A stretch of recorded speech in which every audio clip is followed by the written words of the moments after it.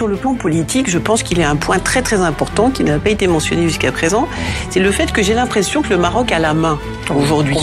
Complètement. C'est-à-dire que c'est le Maroc qui dicte si, en effet, vous venez, mais la condition et impose ces conditions. Et là, on voit un changement quand même radical où ce pays, aujourd'hui, s'est assumé en tant que puissance économique, politique, diplomatique, qui a un rôle à jouer et qui impose ces conditions à d'autres, comme la France. Et moi, j'y vois là, en fait...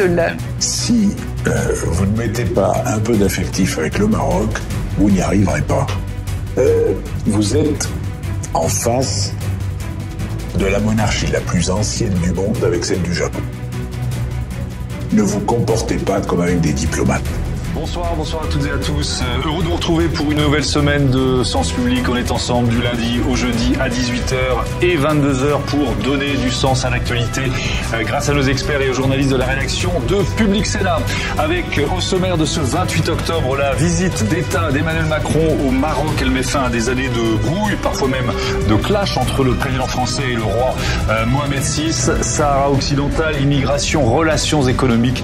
Les enjeux d'un rapprochement sont nombreux, on les décortique juste après ces titres. Avec Hélène Conway-Mouret, bonsoir. Bienvenue, vous êtes sénatrice socialiste, représentant les Français établis hors de France et vice-présidente du groupe d'amitié France-Maroc et également vice-présidente de la commission des affaires étrangères. Niagalé Bagayoko, bonsoir et bienvenue. Vous êtes enseignante à Sciences Po, présidente de l'African Security Network. Michael Darmon, bonsoir. Bienvenue sur ce plateau. Vous êtes journaliste, réalisateur avec Yves Deray qu'on a bombardé le ministre de l'Intérieur par une erreur de santé dans notre sujet, mais je crois que nos téléspectateurs l'avaient bien compris. Yves Deray, qui est journaliste et qui a co-réalisé ce documentaire avec vous, Le parcours d'un roi, le Maroc de Mohamed VI. Mathieu Croissando, bonsoir Mathieu, de vous retrouver, éditorialiste politique. Cette visite d'État, on va en voir les premières images, Emmanuel Macron. Parlementaire de compenser, nous avons continué le dialogue avec nos amis marocains, mais on voit bien que dans tous les domaines, ça n'allait plus. Il était temps, en effet, de relancer la machine et de faire en sorte qu'il y ait en effet cette visite d'État, puisque le président est accompagné de nombreux ministres, donc l'idée est en effet d'afficher cette entente cordiale avec signature d'accords et ainsi de suite. Donc moi je pense que c'est une bonne chose que cette visite ait lieu en effet. Et on va détailler évidemment chapitre par chapitre les différents enjeux de cette visite, Niagalé Bagayoko, mais il y a effectivement une délégation impressionnante, notamment de patrons français. Est-ce que pour vous les enjeux économiques sont presque plus importants que le reste ?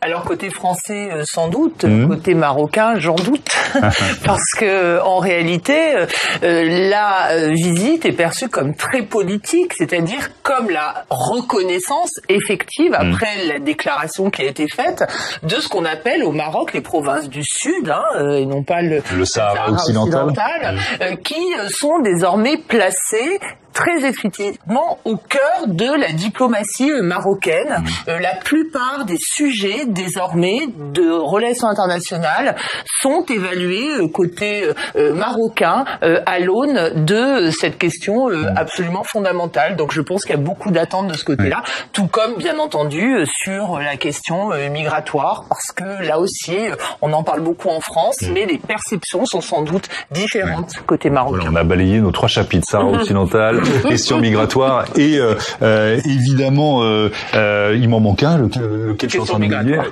et les contrats. Merci beaucoup Elsa Dariola, qui est mon deuxième cerveau dans mon oreillette. Michael Darmon, on peut peut-être parler un peu de décorum.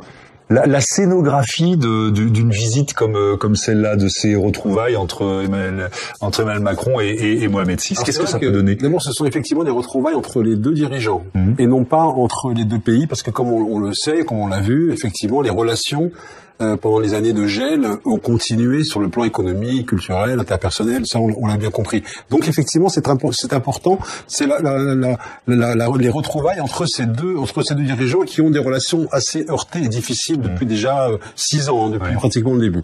Donc il y aura beaucoup de faste. Alors il y a du faste, et en même temps quand on regarde très finement le protocole justement de ces visites d'État, le format qui a été adopté est celui dit de la petite famille, c'est-à-dire que ce soir il n'y a pas de dîner d'État, le grand dîner d'État en grande tenue c'est demain, mais ce soir c'est un dîner en petit comité, en tête-à-tête avec le roi, ses 2 sœurs et le couple présidentiel.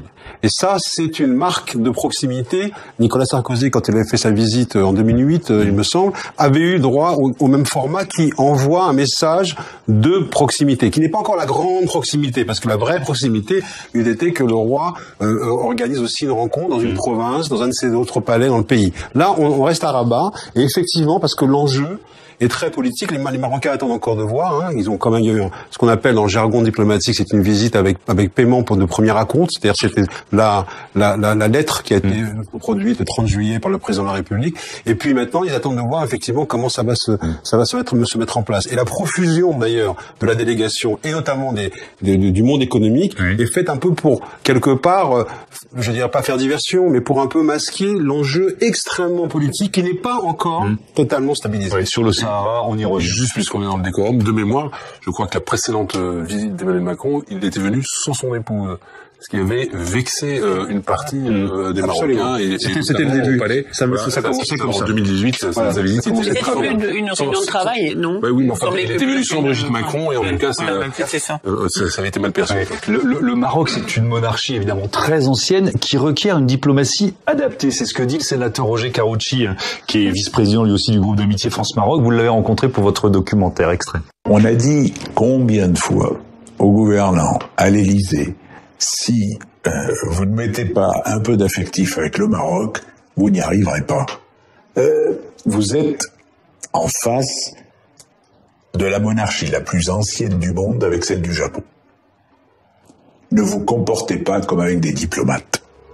Voilà, votre film documentaire à découvrir d'ailleurs le 1er novembre prochain, 13h, et puis toujours sur la plateforme Public Sénat. Est-ce qu'Emmanuel Macron a fini par tenir compte de ce conseil du sénateur Karoutchi, c'est-à-dire adapter son comportement, son affectivité d'une certaine façon, sa diplomatie aussi, au royaume chérifien? Alors, on comprend bien qu'il y a peut-être une opportunité liée à la faiblesse de l'Algérie, mais un risque aussi à la marginaliser à ce point.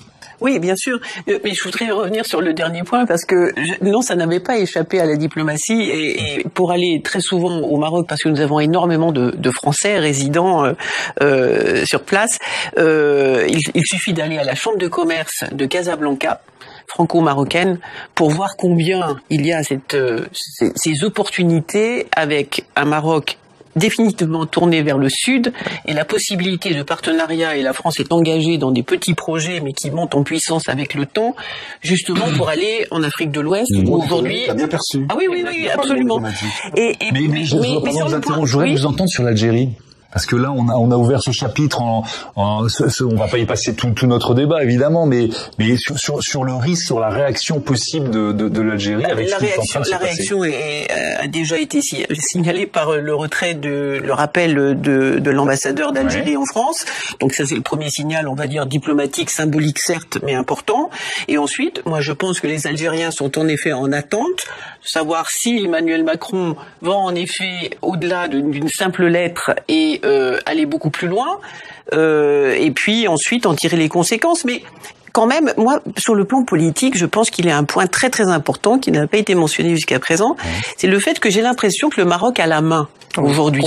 Complètement. C'est-à-dire que c'est le Maroc qui dicte si, en effet, vous venez, mais la condition et impose ces conditions. Et là, on voit un changement quand même radical où ce pays aujourd'hui s'est assumé en tant que puissance économique, politique, diplomatique, qui a un rôle à jouer et qui impose ces conditions à d'autres comme la France. Et moi, j'y vois là, en fait, la sorte de, la conclusion de cela. La plus grande des mutations. Et bien sûr, un autre irritant pour les Algériens, puisque l'irritant Sahara occidental est un irritant sur lequel les Algériens se reposaient, et puis dans le sens inverse, Alors, on a qui nous entoure des photos d'Emmanuel Macron et du roi Mohamed VI qui datent d'il y a quelques minutes, juste après l'arrivée du chef de l'État français au Maroc, et ça m'offre la transition pour quand même ouvrir un chapitre sur ces relations entre les deux hommes, à quel point elles étaient exécrables, ces relations, notamment à cause de l'affaire Pegasus. Autre extrait de votre documentaire, regardez. En juillet 2021, une autre affaire encore plus explosive suscite un conflit opposant frontalement Mohamed VI et Emmanuel Macron.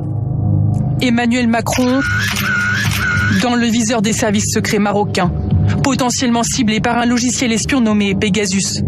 A-t-il été écouté, surveillé via son téléphone portable?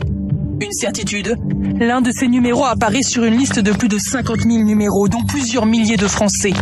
Des numéros sélectionnés par divers pays étrangers en vue d'être espionnés par une technologie développée par NSO, une entreprise israélienne. L'Élysée a réagi ce soir après ces révélations. Si ces faits sont avérés, ils sont très graves. Toute la lumière sera faite sur ces révélations.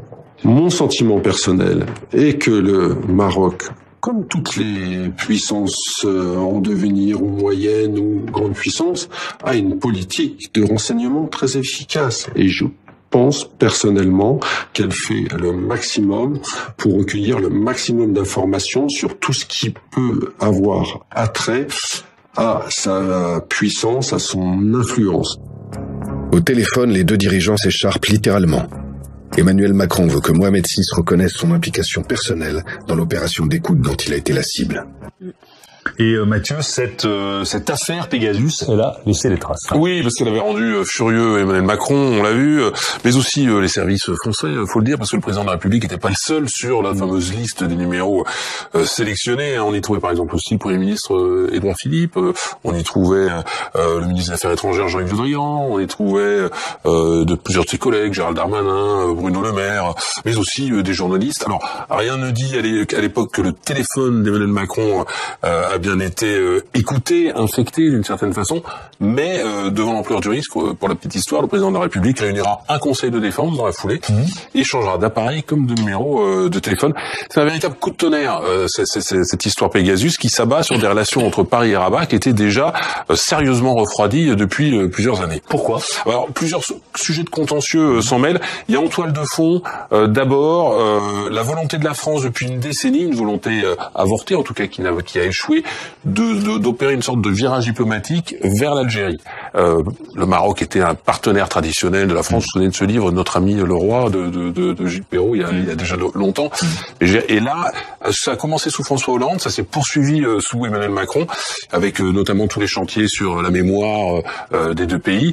Il y a eu un virage sur l'aile, voilà, sur l'Algérie. Ça a irrité le Maroc, qui était jusque-là, je le disais, le partenaire privilégié de Paris au Maghreb. Puis il y a aussi une succession de petites et grosses affaires, de petites gros quiproquos. En 2014, par exemple, il y a le directeur du contre-espionnage marocain qui est en visite à Paris et qui voit débouler 7 policiers dans la résidence de l'ambassadeur où il loge, qui sont mandatés par un juge d'instruction qui le convoque pour une plainte qui a été déposée pour complicité de torture. Alors, ça fait un tollé absolu, incident diplomatique.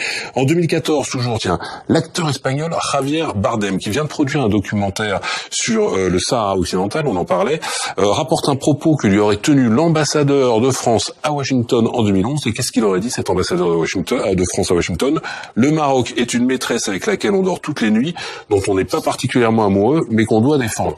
Là encore, tollé diplomatique et évidemment réaction outrée au Maroc. On peut l'imaginer. Et puis ces sujets de discorde, ils vont s'accumuler. Oui, alors on en a parlé en ouverture de ce débat. Paris va restreindre l'octroi de visa qui sera vécu comme une humiliation, notamment par les Marocains qui peuvent se déplacer, notamment les élites marocaines, faut le dire.